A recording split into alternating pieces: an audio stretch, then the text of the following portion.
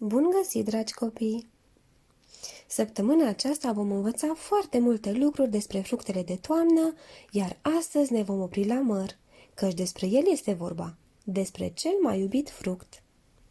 Pentru că este delicios, suculent și aromat, mărul este fructul pe care toată lumea îl consumă cu mare plăcere. Acum, haideți să aflăm câteva informații despre măr. Mărul, denumit științific Malus domestica, face parte din familia Rosaceae. Acesta crește în pomul fructifer numit tot măr, în livadă.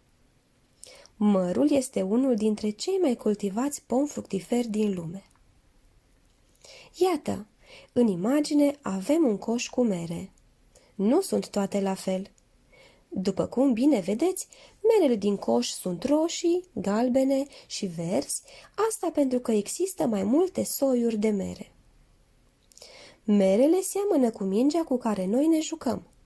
Pentru că este rotund, mărul se rostogolește ca și mingea. Ce alte obiecte din jurul vostru mai au forma rotundă? Dacă apăsăm mărul, veți observa că acesta este tare. Degetele noastre nu lasă urme așa cum s-ar întâmpla dacă am apăsa o bilă de plastilină.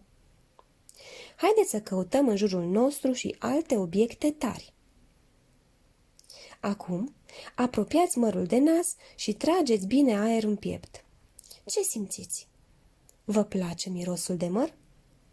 Mărul are un miros plăcut pe care numai el îl are, nu și alte fructe sau lucruri. Acum, gustați mărul. Vă place? Merele copiii au un gust bun, dulce acrișor. Mărul este acoperit cu coajă subțire, iar sub coajă este miezul alb. În mijlocul mărului sunt cămăruțe cu sâmburi mici și tari.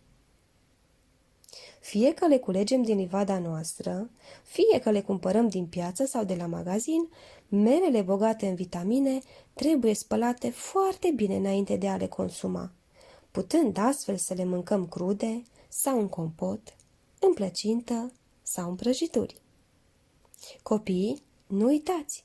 Un măr pe zi și doctorul nu va veni.